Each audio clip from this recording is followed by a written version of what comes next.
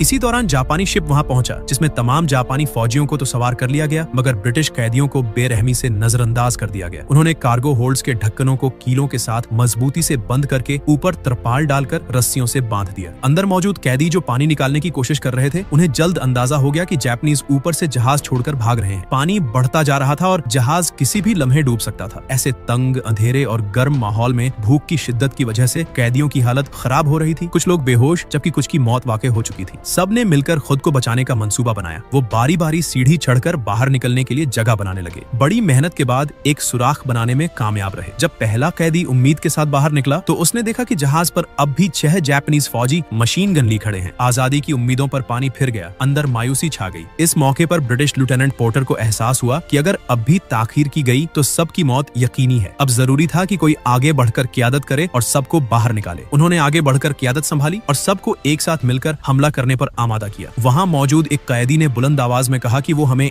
एक एक करके मार सकते हैं, मगर हम सबको एक साथ खत्म नहीं कर सकते। लेफ्टिनेंट पोर्टर पहल करते हुए जहाज के दरवाजे की तरफ बढ़ा, मगर बाहर निकलते ही गोली लगने से दम तोड़ गया। उसके पीछे दूसरा, तीसरा और चौथा कैदी भी एक एक करके गिरते चले गए। फिर भी दरवाजे से निकलने वालों की तादाद बढ़ती जा रही थी, मगर कुछ कैदी बाहर निकलकर छुपने में कामयाब हो गए। मौका देखकर उन्होंने तीसरे कार्गो होल्ड में फंसे लोगों का दरवाजा खोल दिया। दोनों हॉल से निकलते हुए कैदियों की तादाद बढ़ती हुई देखकर जापानी फौजी घबरा गए। कुछ ही देर में उन्होंने जहाज पर मौजूद तमाम जापानी फौजी मार दिए, लेकिन हॉल नंबर 1 के कैदी सीढ़ी टूट जाने की वजह से निकल न सके। उसी वक्त जहाज का ढांचा टूटने लगा।